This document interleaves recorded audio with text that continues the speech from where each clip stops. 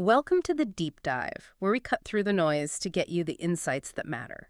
Today, we're looking at a company you probably think you know, Brother Industries, ticker 6448. That's right, and it's one of those fascinating stealth transformation stories. How so? Well, for most people, Brother is, the laser printer in their home office, hmm or maybe a really good sewing machine. But behind that consumer face, there's this massive strategic pivot happening, pushing them deep into the industrial world. And that's our mission today. We're going to dissect this reorganization. They've laid out some really aggressive goals in their latest plans, CSB 2024 and B 2027. Yeah, and the big question is, can this U-turn actually work? Can they move from the living room to the factory floor and make it stick? It's a huge challenge, especially given their history. It really is. I mean, they've always been innovators, kind of leveraging one tech into the next. Like, Mhm. they took communication systems from old computer vending machines and turned that into the Joy Sound karaoke system. Right, the Takaroo system. Exactly. And that kind of diversity used to be a strength. But now, Right. in today's market, it can actually be a liability. You need focus. And you can see that tension clear as day in the revenue numbers.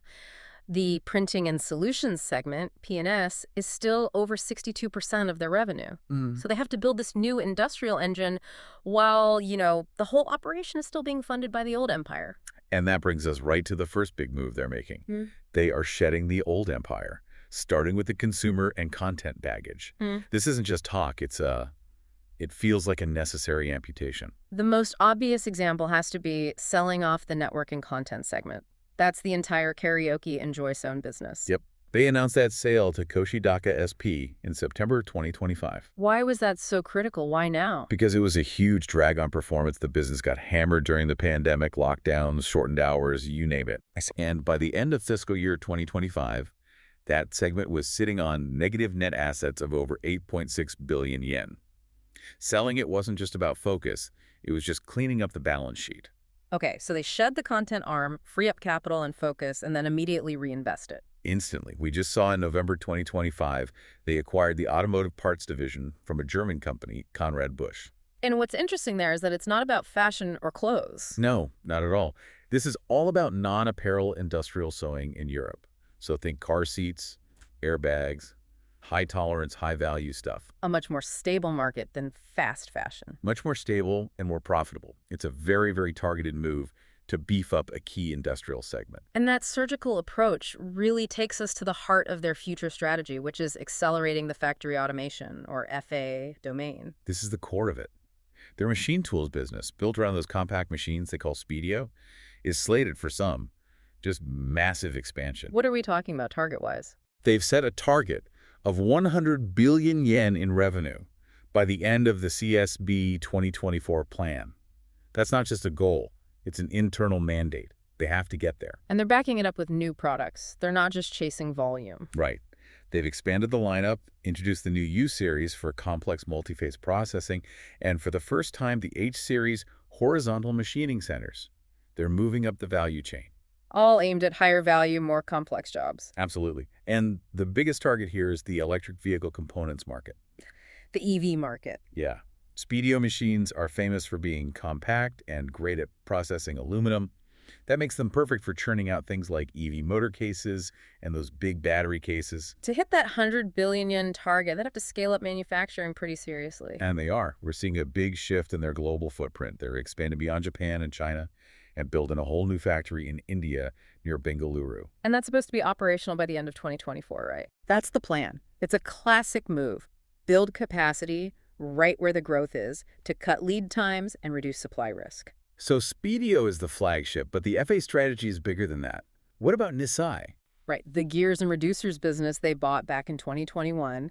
Nisai is sort of foundational to their whole robotics and FA components strategy. And it's getting a ton of investment, something like 10 billion yen just during this planning period. A huge investment. And look, even though they've noted a bit of a slowdown in global equipment investment right now, the long-term strategy is crystal clear.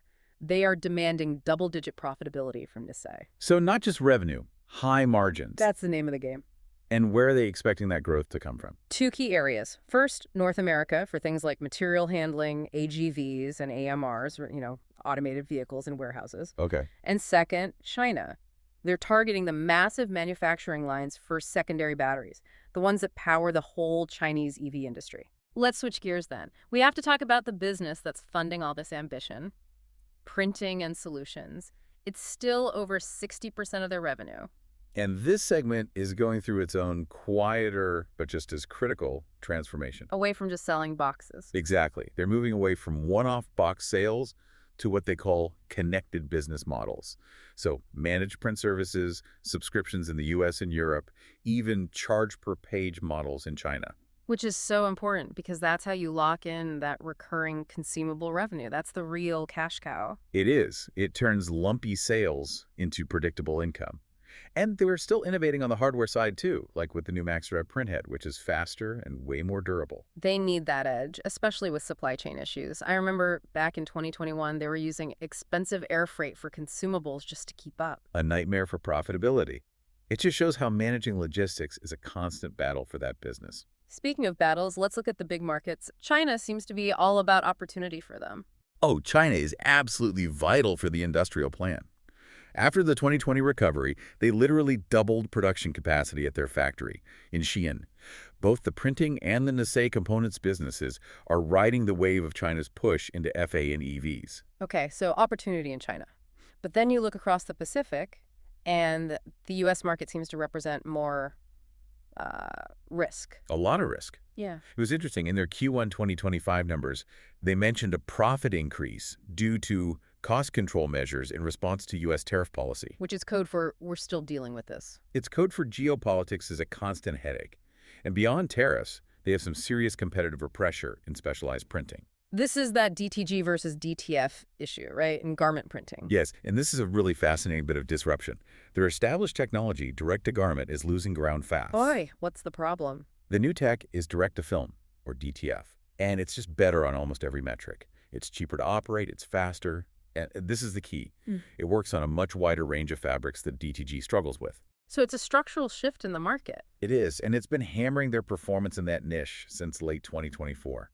It's a reminder that even in their core industrial areas, they can't stand still. Which brings us to the financial centerpiece of this whole pivot, shareholder value. How are they selling this massive investment and reorganization to the market? They have to.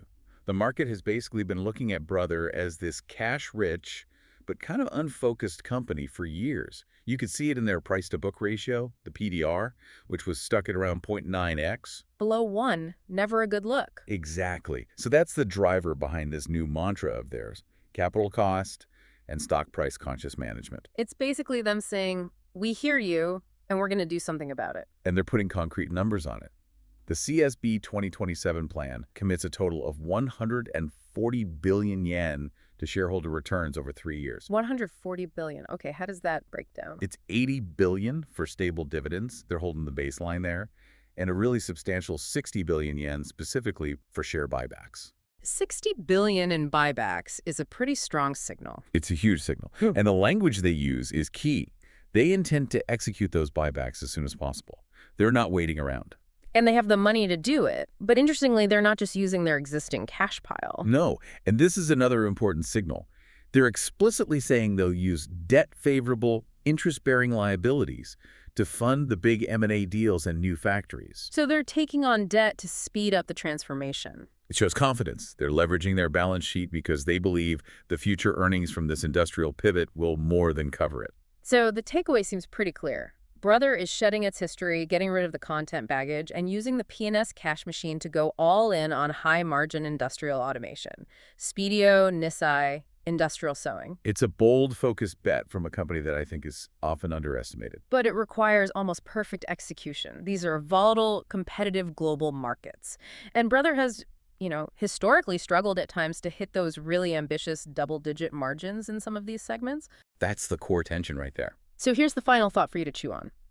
Can this combination of new technology, global expansion, and aggressive M&A really deliver the kind of sustained growth they need to justify that $60 billion in buybacks and finally fix that PVR problem for good? That is the billion-dollar question for the next 3 years.